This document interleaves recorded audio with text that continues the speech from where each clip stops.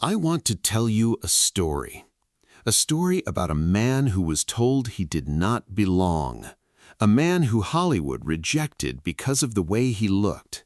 A man who was told that no one in America would ever pay to watch someone like him on screen.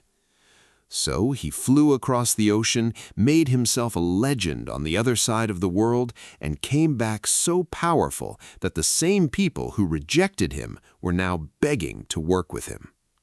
His name was Bruce Lee, and he died at 32, before his greatest movie was even released, before the world fully understood what it had lost.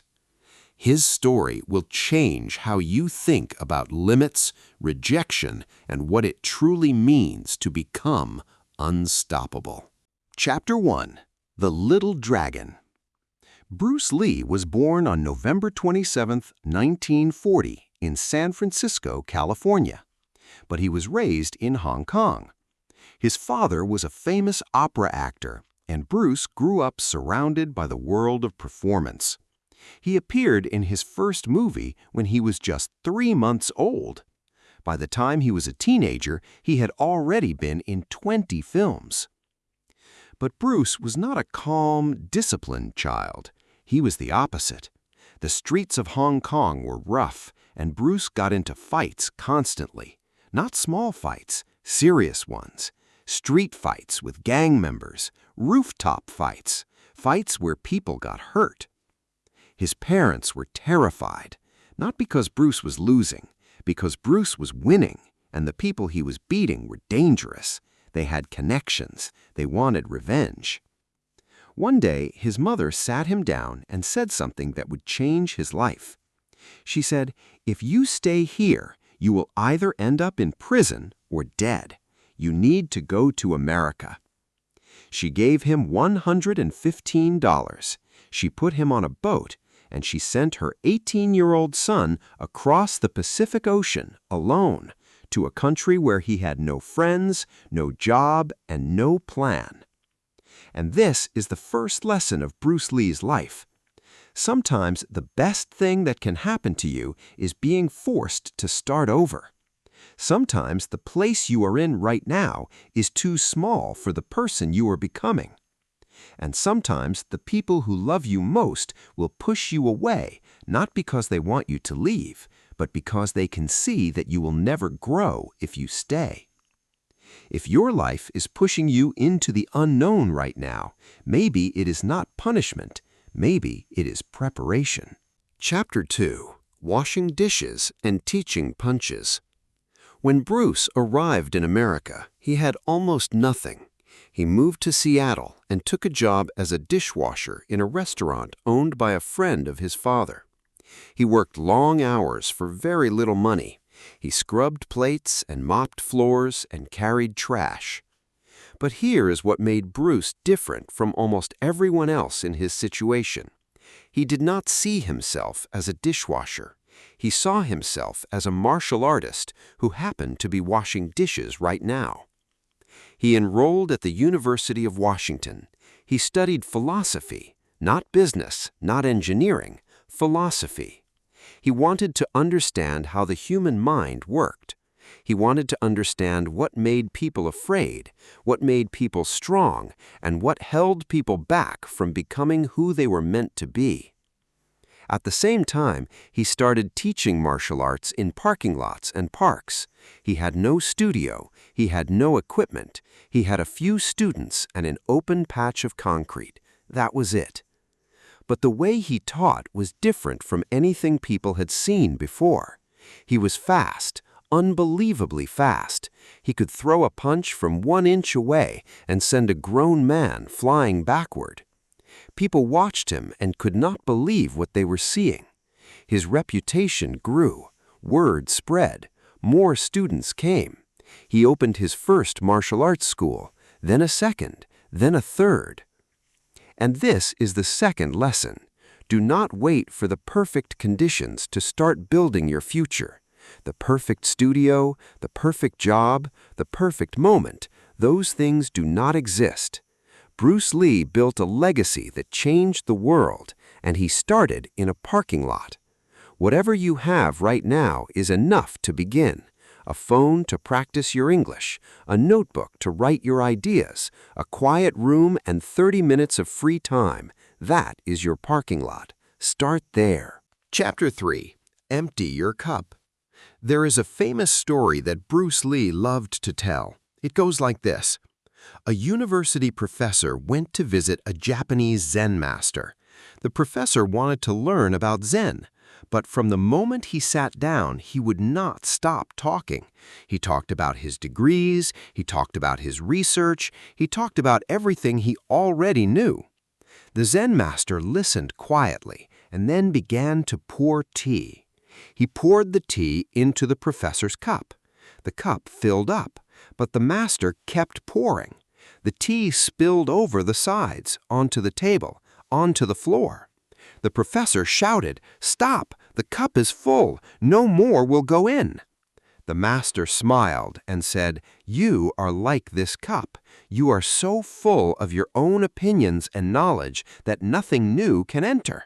If you want to learn, you must first empty your cup." Bruce Lee lived by this idea. He studied Wing Chun Kung Fu in Hong Kong. He studied boxing. He studied fencing. He studied judo and wrestling and karate and taekwondo. He took techniques from every discipline and kept only what worked. At the time, this was considered disrespectful. In the martial arts world, you chose one style and you stayed loyal to it. You did not mix, you did not question, you did not challenge your masters. Bruce challenged everything. He said, absorb what is useful, discard what is useless, add what is uniquely your own. He created his own martial art. He called it Jeet Kune Do, which means the way of the intercepting fist. It had no fixed forms, no rigid patterns. It was alive. It adapted. It changed depending on the situation. And this is a lesson that goes far beyond martial arts. Most people fail not because they lack talent, but because they refuse to let go of what is not working. They hold on to old beliefs, old methods, old identities, because letting go feels like losing. But you cannot fill a cup that is already full. You cannot learn a new way of speaking if you refuse to let go of the old way. You cannot become someone new if you keep insisting on being who you were. Empty your cup. Make room for something better. Chapter 4. The Door That Closed. In 1964, Bruce Lee did something that shocked the martial arts world. At a major tournament in Long Beach, California, he gave a demonstration of his skills. He performed his famous one-inch punch. He did rapid-fire strikes that were too fast for the human eye to follow. The crowd was stunned. A television producer named William Dozier was in the audience that day. He saw Bruce and immediately knew he was looking at a star. He invited Bruce to audition for a new television show. The show was about a martial artist traveling through the American West. Bruce was perfect for the role. He helped develop the concept. He contributed ideas. He brought the entire project to life with his vision and his energy. And then the studio gave the role to someone else, a white American actor named David Carradine, a man who had no martial arts training at all. The reason was simple and ugly. The studio executives said that an Asian man could not be the lead of an American television show. They said audiences would not accept it. They said his accent was too strong. They said his face was too foreign.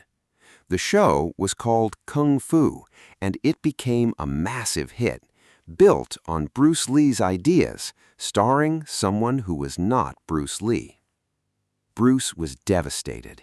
He had given them everything, his knowledge, his creativity, his passion, and they had taken it all and told him he was not good enough because of his race. Most people would have been destroyed by this. Most people would have become bitter. Most people would have said, the system is rigged, there is no point in trying. Bruce Lee did the opposite. He said, fine, if you will not open the door for me, I will build my own door. He flew to Hong Kong and made his own movies. And what happened next changed the world forever. Chapter 5. The Big Boss. When Bruce Lee arrived in Hong Kong to make his first movie, The Big Boss, nobody expected much. The budget was tiny, the script was simple, the filming conditions were brutal. But when the movie was released in 1971, something extraordinary happened. It broke every box office record in Hong Kong history, every single one. People lined up around the block to watch it. They watched it twice, 3 times, 5 times. Nothing like this had ever happened before.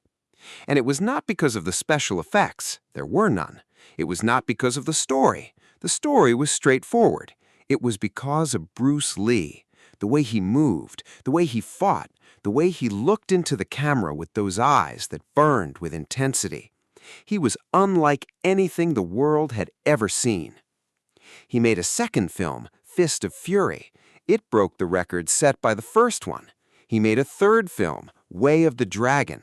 He wrote it, he directed it, he starred in it. It broke the record set by the second one.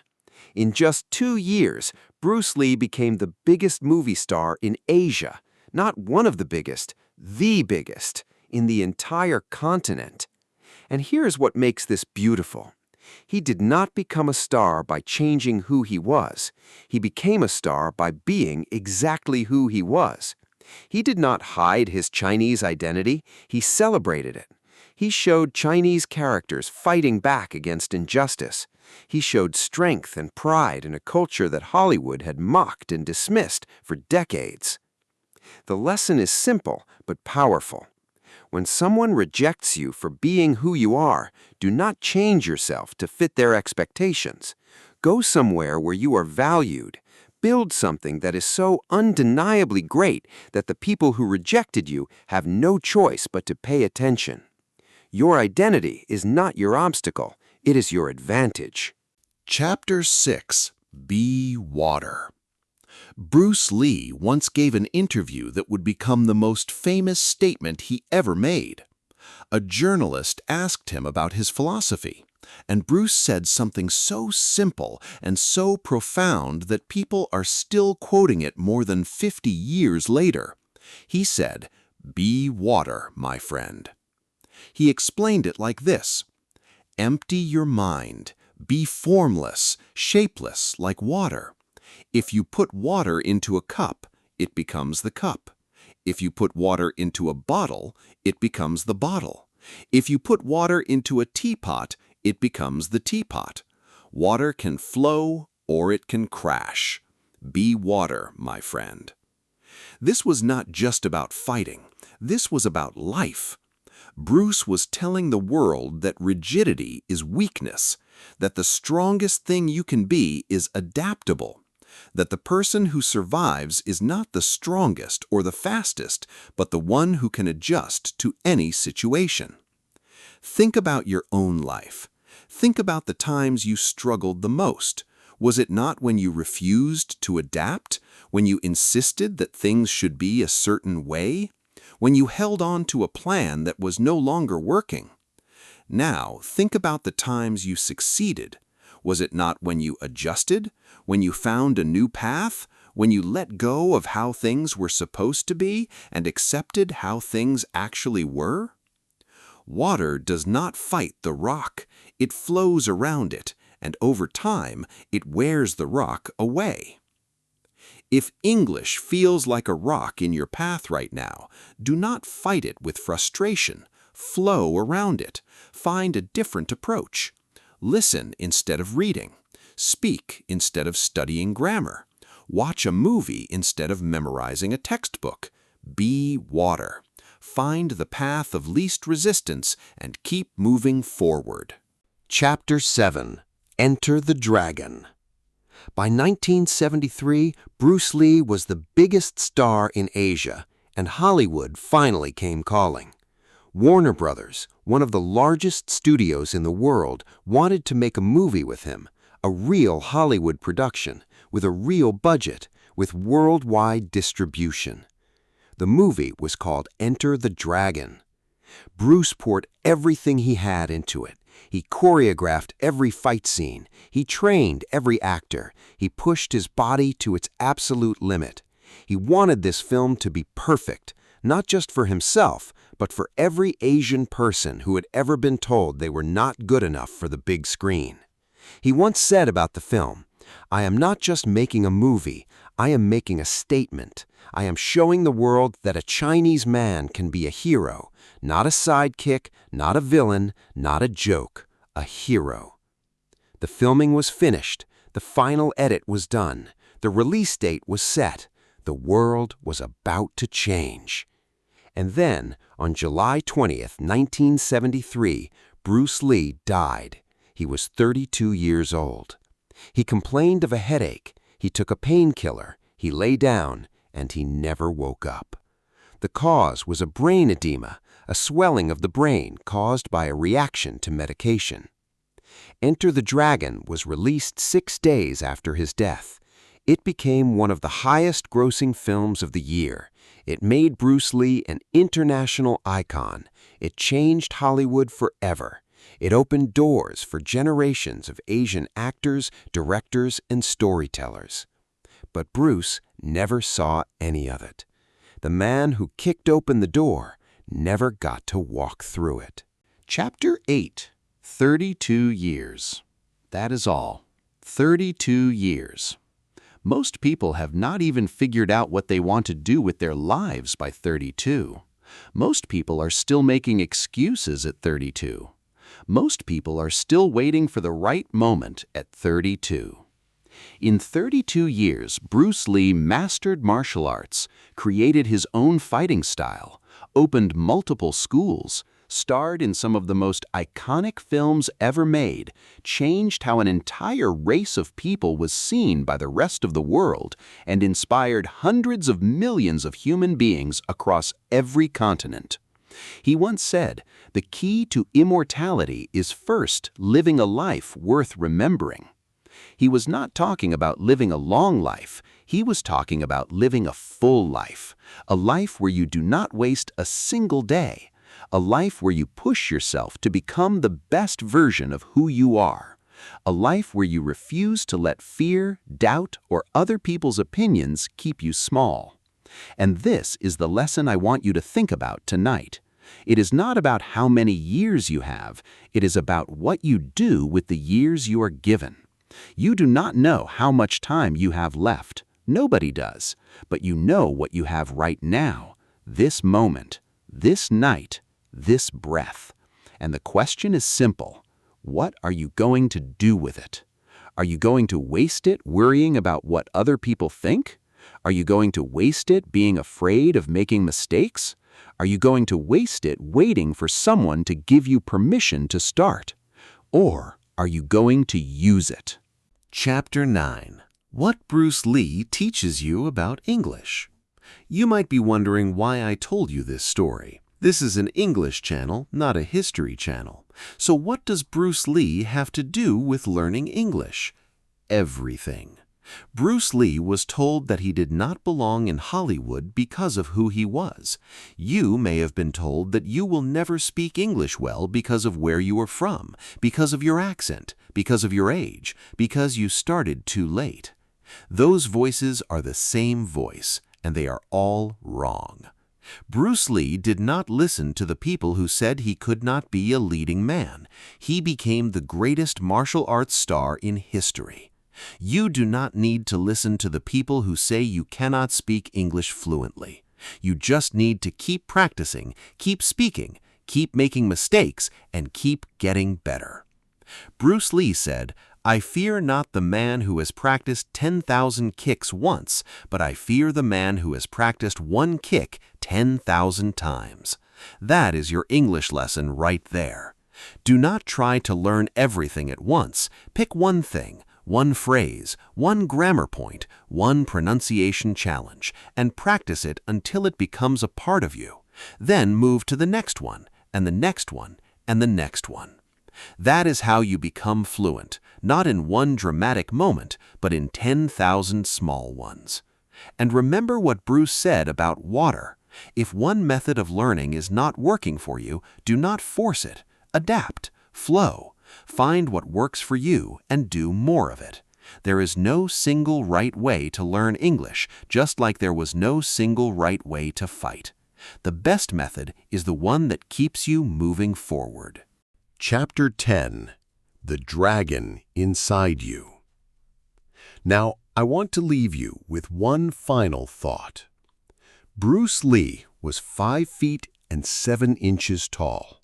He weighed 135 pounds.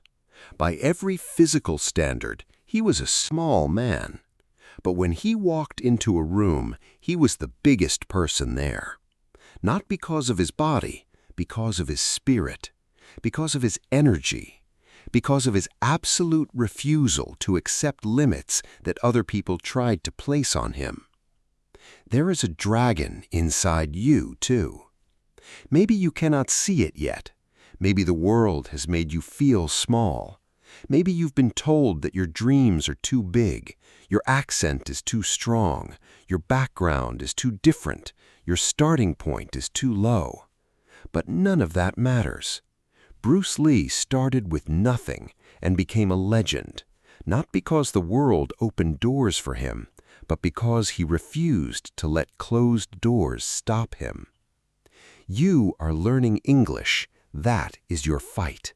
And every single day that you show up, every single day that you practice, every single day that you refuse to give up, you are winning that fight, even when it does not feel like it, even when progress is slow, even when you make mistakes. You are winning because you are still in the ring. Bruce Lee said, "Defeat is a state of mind. No one is ever defeated until defeat has been accepted as a reality." Do not accept defeat. Do not accept that English is too hard. Do not accept that you are too old, too slow, or too far behind. As long as you keep going, you have not lost. So remember this. A small man from Hong Kong changed the entire world in 32 years. Not because he was the biggest, not because he was the strongest, but because he was the most determined, because he refused to quit, because he chose to be water. Be water, my friend. Flow around every obstacle. Adapt to every situation. Keep moving, no matter what. And one day, you will look back at this moment and realize that the person the world underestimated was the person who could not be stopped. And remember, the dragon inside you is already awake. I'll see you in the next video.